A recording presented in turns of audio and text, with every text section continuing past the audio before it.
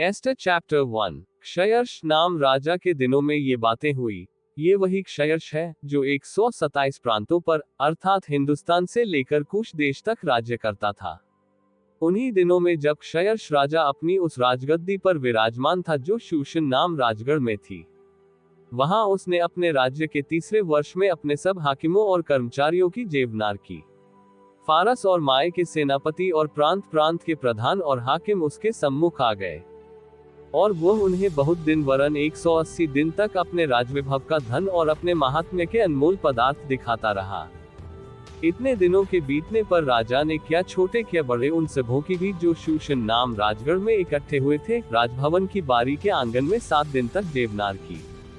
वहां के पर्दे श्वेत और नीले सूत के थे, और सन और बैंजनी रंग की डोरियों से चांदी के छल्लों में संगमरमर के खंभों से लगे हुए थे, और वहां की चौकियां सोने चांदी की थीं, और लाल और श्वेत और पीले और काले संगमरमर के बने हुए फर्श पर धरी हुई थी।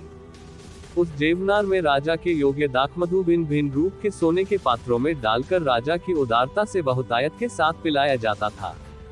पीना तो नियम के अनुसार होता था, किसी को बरबस नहीं पिलाया जाता था, क्योंकि राजा ने तो अपने भवन के सब भंडारियों को आज्ञा दी थी कि जो पाहुन जैसा चाहे उसके साथ वैसा ही बर्ताव करना।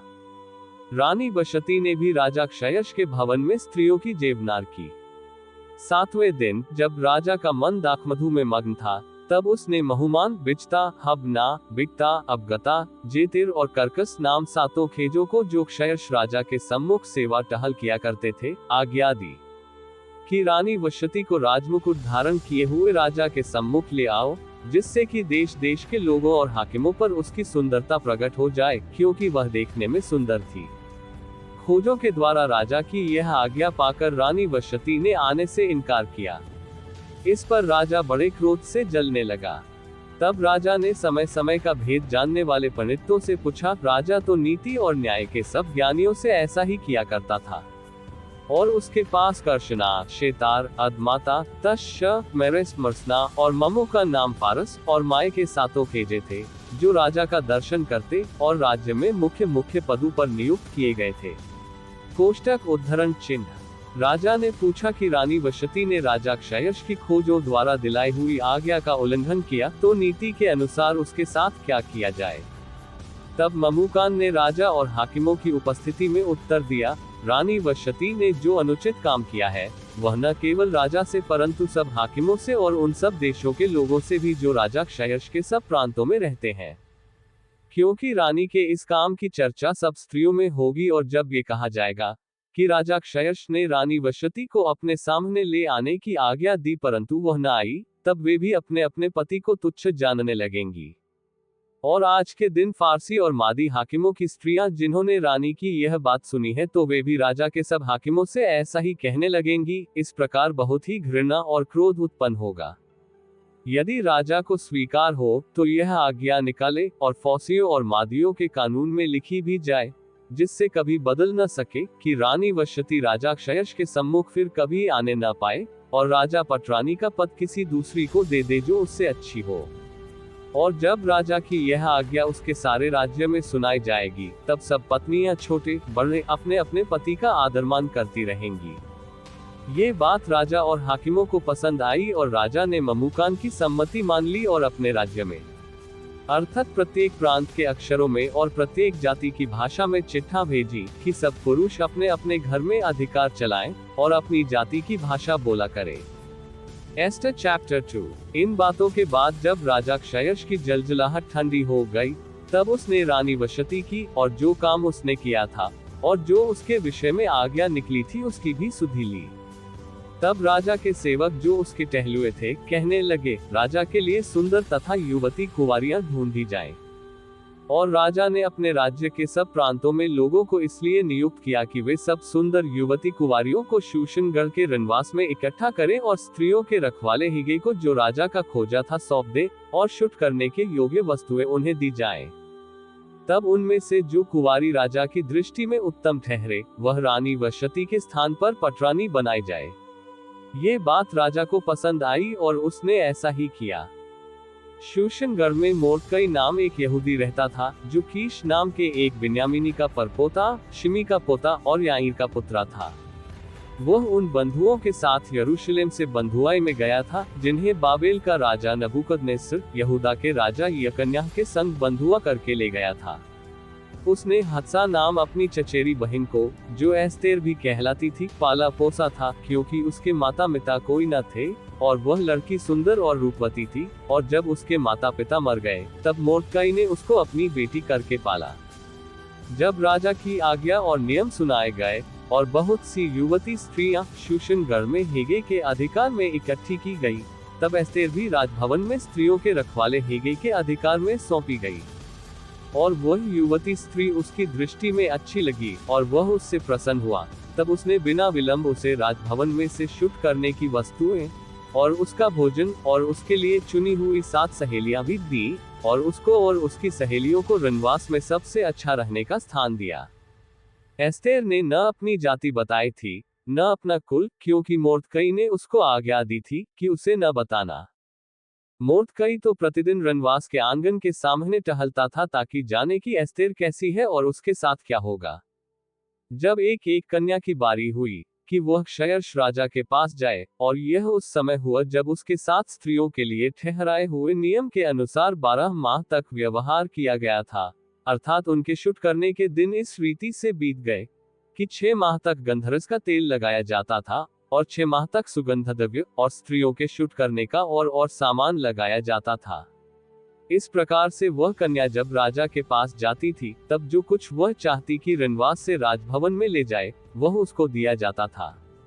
सांझ को तो वह जाती थी और बिहान को वह लौटकर रनवास के दूसरे घर में जाकर रखेलियों के रखवाले राजा के खोजे शासगज के अधिकार में हो जाती थी और राजा के पास फिर नहीं जाती थी। और यदि राजा उससे प्रसन्न हो जाता था, तब वह नाम लेकर बुलाई जाती थी। जब मोर्दकई के चाचा अबीहेल की बेटी एस्तेर, जिसको मोर्दकई ने बेटी मानकर रखा था, उसकी बारी आई कि राजा के पास जाए, तब जो कुछ स्त्रियों के रखवाले राजा के खोजे हेगे ने उसके लिए ठहराया था, उससे अधिक उसने और कुछ न मांगा। और जितनों ने एस्तेर को देखा, वे सब उससे प्रसन्न हुए।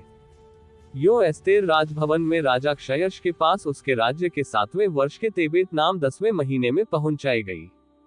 और राजा ने एस्तेर को और सब स्त्रियों से अधिक प्यार किया, और सब कुंवारियों से अधिक उसके अनुग्रह और कृपा की दृष्टि उसी पर हुई।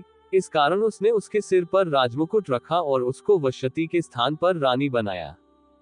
तब राजा ने अपने सब हाकिमों और कर्मचारियों की बड़ी जेवनार करके उसे एस्तेर की जेवनार कहा, और प्रांतों में छुट्टी दिलाई और अपनी उदारता के योग्य इनाम भी बांटे।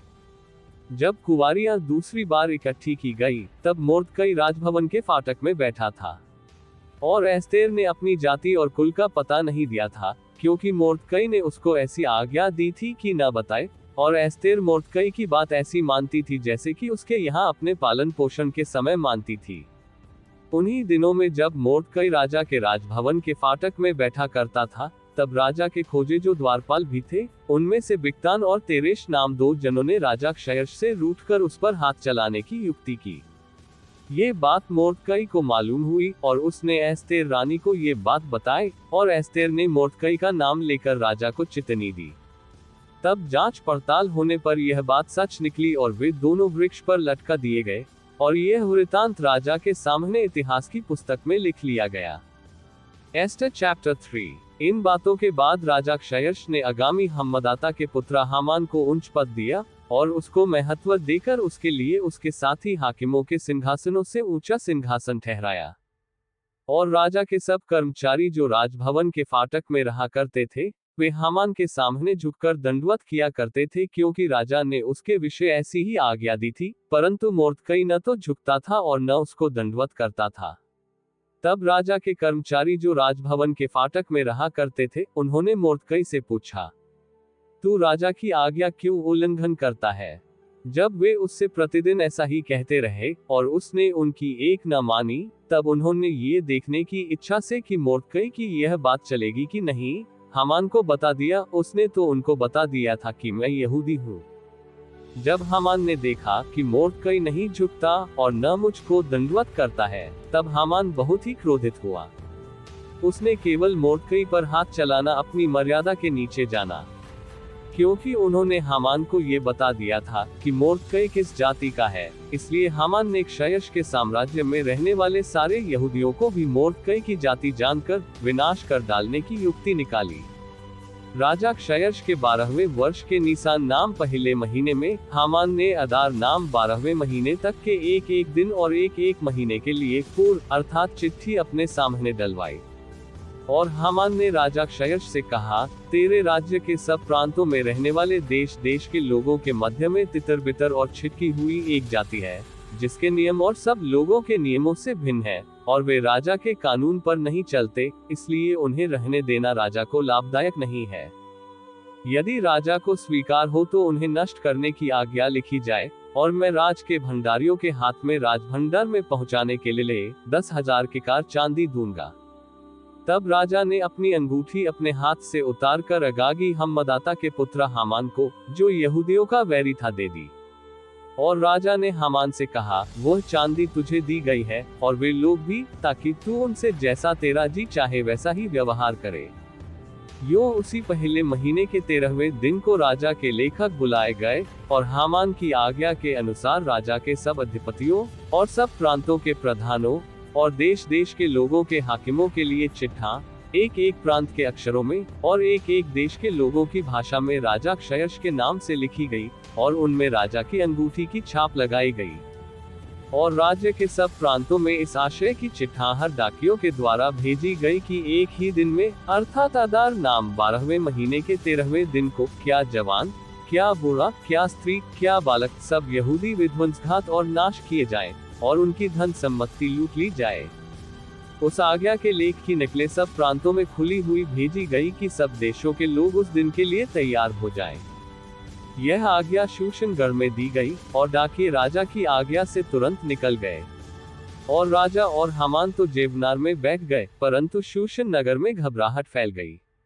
Ester chapter 4। जब मोर्दकै ने जान लिया कि क्या क्या किया गया है, तब मोर्दकै वस्त्र फाड़, टाट पहन, राख डालकर नगर के मध्य जाकर ऊंचे और दुख भरे शब्द से चिल्लाने लगा। और वह राजभवन के फाटक के सामने पहुंचा, परंतु टाट पहने हुए राजभवन के फाटक के भीतर तो किसी के जाने की आज्ञा न थी।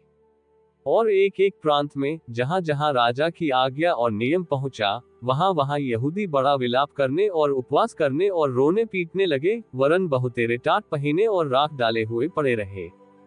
और एस्तेर रानी की सहेलियों और खोजों ने जाकर उसको बता दिया। तब रानी शोक से भर गई, और मोर्दकै के पास वस्त्रा भेजकर यह कहलाया कि टाट उतारकर इन्हें पहन ले, परंतु उसने उन्हें न लिया। तब एस्तेर ने राजा के खोजों में से हताक को, जिसे राजा ने उसके पास रहने को ठहराया था, बुलवाकर आज्ञा दी कि मोर्दकै के पास जाकर मालूम कर ले कि क्या बात है और इसका क्या कारण है। तब हताक नगर के उस चौक में, जो राजभवन के फाटक के सामने था, मोर्दकै के पास निकल गया। मोर्दकै ने उसको सब कुछ बता दिया कि मेरे ऊपर क्या क्या बीता है, और हामान ने यहूदियों के नाश करने की अनुमति पाने के लिए राजभंडार में कितनी चांदी भर देने का वचन दिया है, ये भी ठीक ठीक बतला दिया।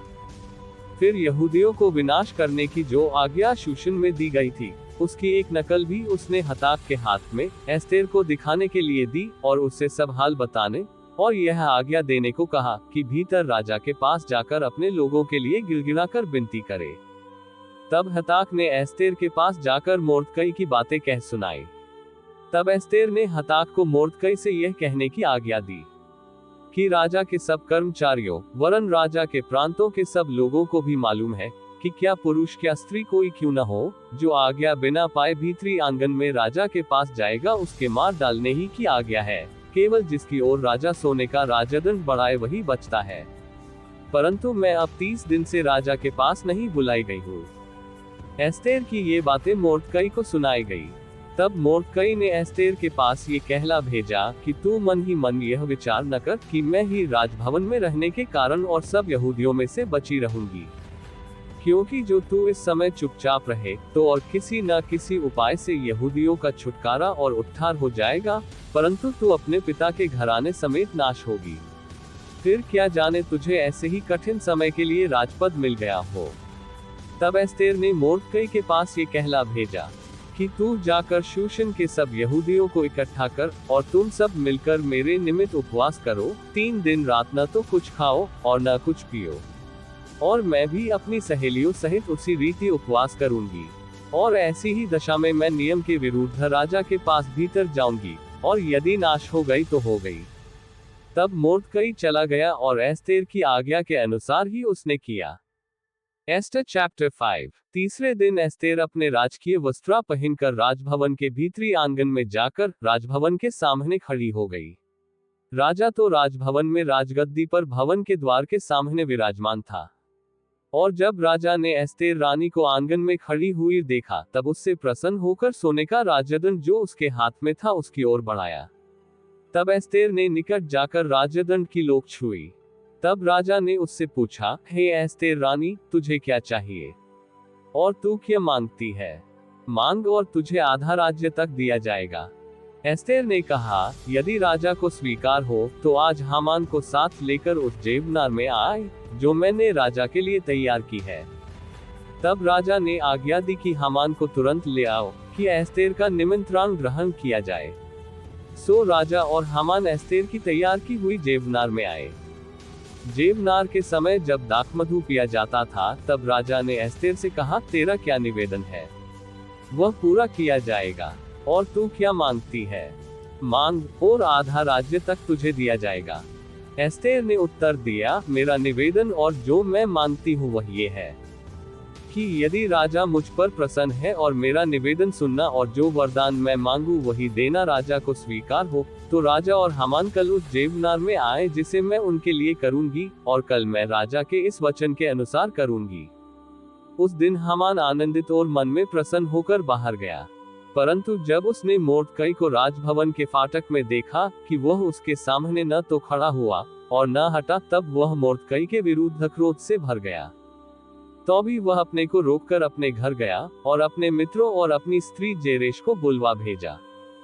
तब हामान ने उनसे अपने धन का विभव और अपने लड़के बालों की बढ़ती और राजा ने उसको कैसे कैसे बढ़ाया और सब हाकिमों और अपने और सब कर्मचारियों से ऊंचा पद दिया था, इन सब का वर्णन किया। हामान ने ये भी कहा कि एस्तेर रानी ने भी मुझे छोड़ और किसी को राजा के संग अपनी की हुई जेवनार में आने न दिया, और कल के लिए भी राजा के संग उसने मुझी को नेवता दिया है। तो भी जब जब मुझे वह यहूदी मोर्दकई राजभवन के फाटक में बैठा हुआ दिखाई पड़ता है, तब तब ये सब मेरी दृष्टि में व्यर्थ है। उसकी पत्नी जेरेश और उसके सब मित्रों ने उससे कहा, 50 हाथ ऊंचा फांसी का एक खंभा बनाया जाए और बिहान को राजा से कहना कि उस पर मोर्दकई लटका दिया जाए, तब राजा के संग आनंद से जेवनार में जाना। इस बात से प्रसन्न होकर हामान ने वैसा ही फांसी का एक खंभा बनवाया। Esther chapter 6। उस रात राजा को नींद नहीं आई, इसलिए उसकी आज्ञा से इतिहास की पुस्तक लाई गई और पढ़कर राजा को सुनाई गई। और ये लिखा हुआ मिला कि जब राजा क्षयर्ष के हाकिम जो द्वारपाल भी थे, उनमें से बिक्ताना और तेरेश नाम 2 जनों ने उस पर हाथ चलाने की युक्ति की थी, उसे मोर्दकई ने प्रकट किया था। तब राजा ने पूछा, इसके बदले मोर्दकई की क्या प्रतिष्ठा और बढ़ाई की गई? राजा के जो सेवक उसकी सेवा टहल कर रहे थे, उन्होंने उसको उत्तर दिया, उसके लिए कुछ भी नहीं किया गया। राजा ने पूछा, आंगन में कौन है? उसी समय तो हामान राजा के भवन से बाहरी आंगन में इस मनसा से आया था कि जो खंभा उसने मोर्दकई के लिए तैयार कराया था, उस पर उसको लटका देने की चर्चा राजा से करे। तब राजा के सेवकों ने उससे कहा, आंगन में तो हामान खड़ा है। राजा ने कहा, उसे भीतर बुलवा लाओ। जब हामान भीतर आया, तब राजा ने उससे पूछा, जिस मनुष्य की प्रतिष्ठा राजा करना चाहता हो तो उसके लिए क्या करना उचित होगा? हामान ने ये सोचकर कि मुझसे अधिक राजा किसकी प्रतिष्ठा करना चाहता होगा। राजा को उत्तर दिया, जिस मनुष्य की प्रतिष्ठा राजा करना चाहे तो उसके लिए राजकीय वस्त्र लाया जाए जो राजा पहनता है, और एक घोड़ा भी जिस पर राजा सवार होता है, और उसके सिर पर जो राजकीय मुकुट धरा जाता है वह भी लाया जाए। फिर वह वस्त्र और वह घोड़ा राजा के किसी बड़े हाकिम को सौंपा जाए, और जिसकी प्रतिष्ठा राजा करना चाहता हो उसको वह वस्त्र पहनाया जाए, और उस घोड़े पर सवार करके नगर के चौक में उसे फिराया जाए, और उसके आगे आगे ये प्रचार किया जाए कि जिसकी प्रतिष्ठा राजा करना चाहता है उसके साथ ऐसा ही किया जाएगा। राजा ने हामान से कहा, फुत करके अपने कहने के अनुसार उस वस्त्रा और उस घोड़े को लेकर उस यहूदी मोर्दकई से जो राजभवन के फाटक में बैठा करता है वैसा ही कर, जैसा तूने कहा है, उसमें कुछ भी कमी होने न पाए।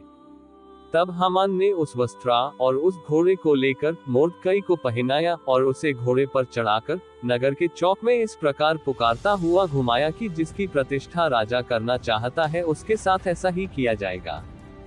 तब मोर्दकई तो राजभवन के फाटक में लौट गया, परंतु हामान शोक करता हुआ और सिर ढांपे हुए झट अपने घर को गया।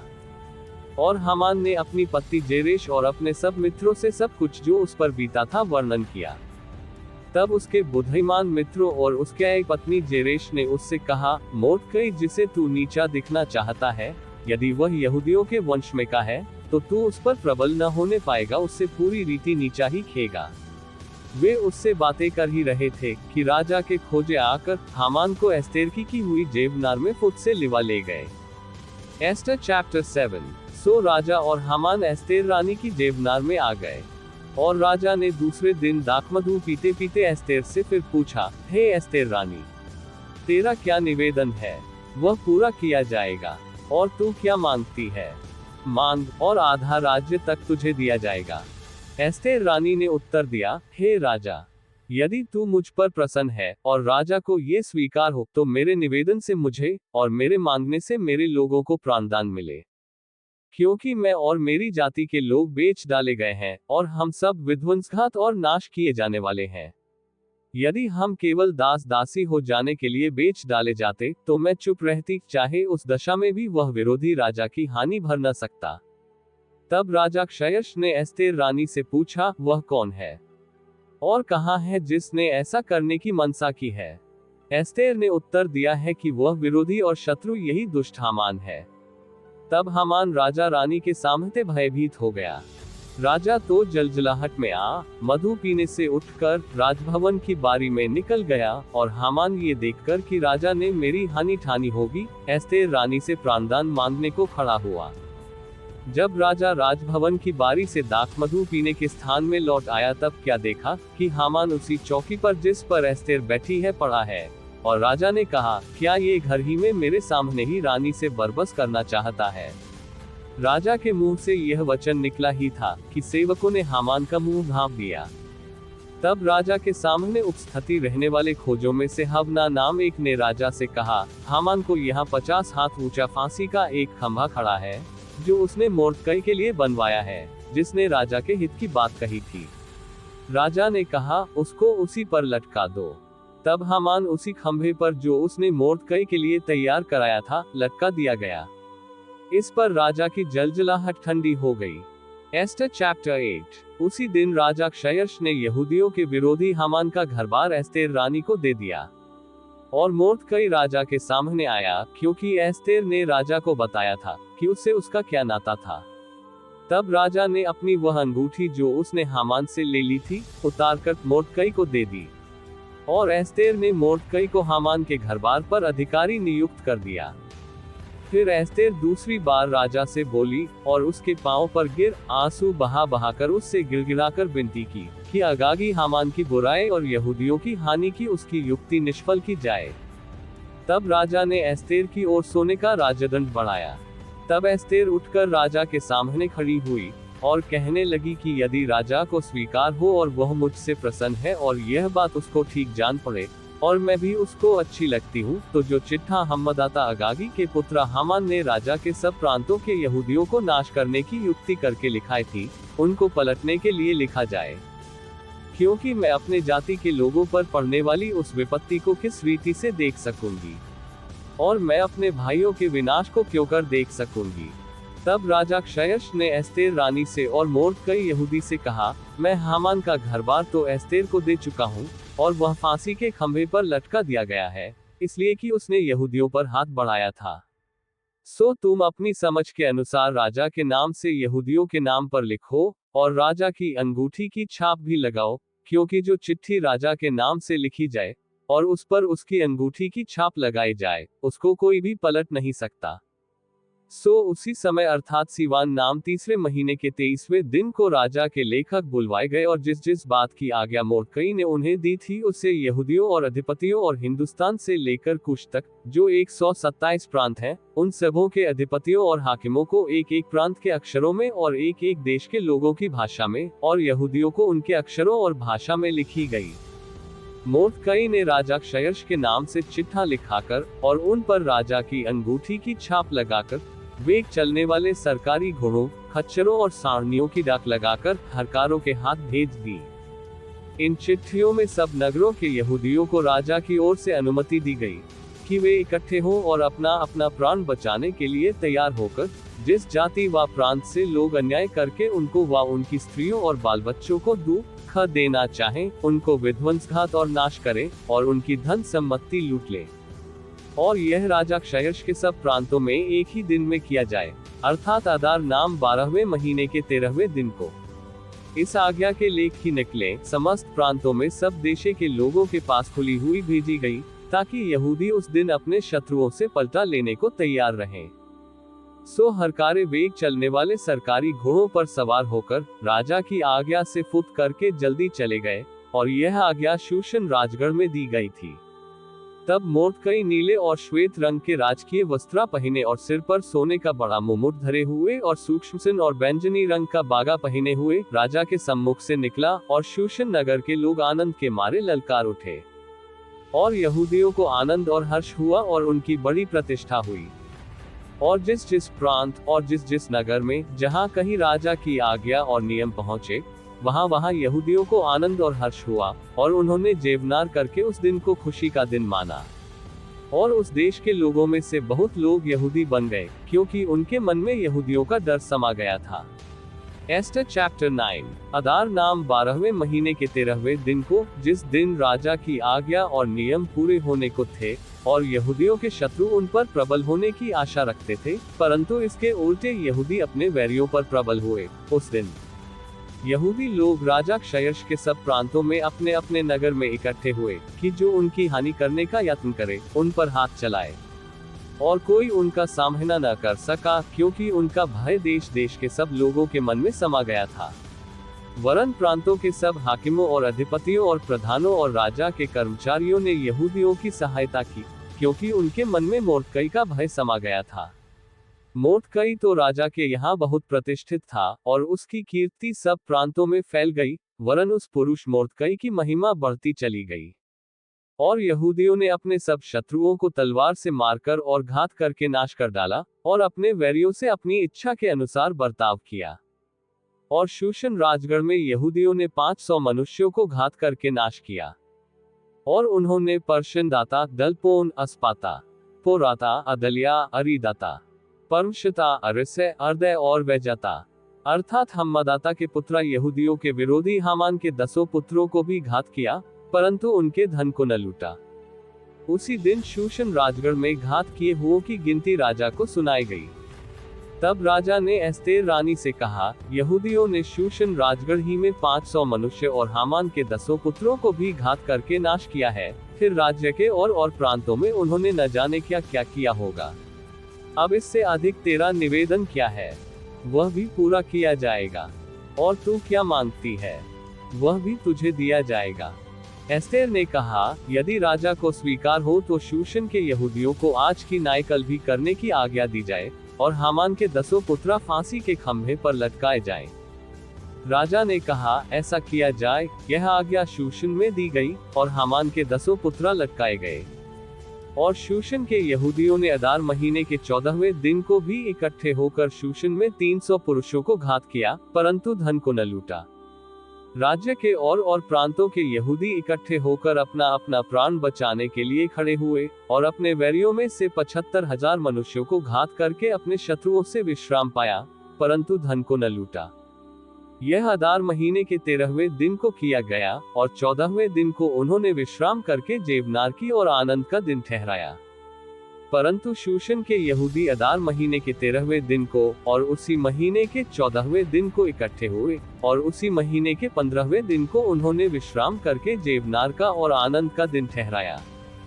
इस कारण देहाती यहूदी जो बिना शहर पनाह की बस्तियों में रहते हैं, वे अदार महीने के 14वें दिन को आनंद और जेबनार और खुशी और आपस में बैना भेजने का दिन नियुक्त करके मानते हैं। इन बातों का वृतांत लिखकर मोर्दकई ने राजा क्षयर्ष के सब प्रांतों में, क्या निकट क्या दूर रहने वाले सारे यहूदियों के पास चिट्ठा भेजी और यह आज्ञा दी कि अदार महीने के 14वें और उसी महीने के 15वें दिन को प्रति वर्ष माना करे, जिनमें यहूदियों ने अपने शत्रुओं से विश्राम पाया, और यह महीना जिसमें शोक आनंद से और विलाप खुशी से बदला गया, माना करे, और उनको जेबनार और आनंद और एक दूसरे के पास बैना भेजने और कंगालों को दान देने के दिन माने। और यहूदियों ने जैसा आरंभ किया था और जैसा मोर्दकई ने उन्हें लिखा, वैसा ही करने का निश्चय कर लिया, क्योंकि हम्मदाता अगागी का पुत्र हामान, जो सब यहूदियों का विरोधी था, उसने यहूदियों के नाश करने की युक्ति की और उन्हें मिटा डालने और नाश करने के लिए पूर्व अर्थात चिट्ठी डाली थी। परंतु जब राजा ने ये जान लिया, तब उसने आज्ञा दी और लिखवाई कि जो दुष्ट युक्ति हामान ने यहूदियों के विरुद्ध की थी, वह उसी के सिर पर पलट आए। तब वह और उसके पुत्रा फांसी के शंभों पर लटकाए गए। इस कारण उन दिनों का नाम पूर शब्द से पूरीम रखा गया। इस चिट्ठी की सब बातों के कारण और जो कुछ उन्होंने इस विषय में देखा और जो कुछ उन पर बीता था, उसके कारण भी यहूदियों ने अपने अपने लिए और अपनी संतान के लिए और उन सबों के लिए भी जो उनमें मिल गए थे, यह अटल प्रण किया कि उस लेख के अनुसार प्रति वर्ष उसके ठहराए हुए समय में वे ये 2 दिन माने, और पीढ़ी पीढ़ी, कुल कुल, प्रांत प्रांत, नगर नगर में ये दिन स्मरण किए और माने जाएंगे। और पूरीम नाम के दिन यहूदियों में कभी न मिटेंगे और उनका स्मरण उनके वंश से जाता न रहेगा। फिर अबीहल की बेटी एस्तेर रानी और मोर्दकई यहूदी ने पूरीम के विषय ये दूसरी चिट्ठी बड़े अधिकार के साथ लिखी।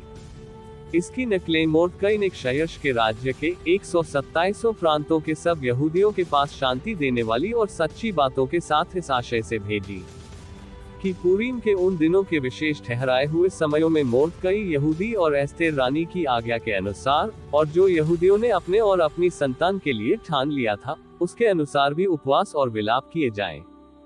और पूरीम के विषय का ये नियम एस्तेर की आज्ञा से भी स्थिर किया गया और उनकी चर्चा पुस्तक में लिखी गई।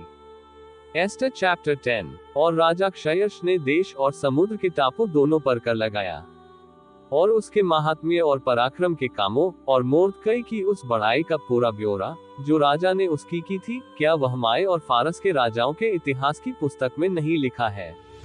निदान यहूदी मोर्दकई क्षयर्ष राजा ही के नीचे था और यहूदियों की दृष्टि में बड़ा था, और उसके सब भाई उससे प्रसन्न थे, क्योंकि वह अपने लोगों की भलाई की खोज में रहा करता था और अपने सब लोगों से शांति की बातें कहा करता था।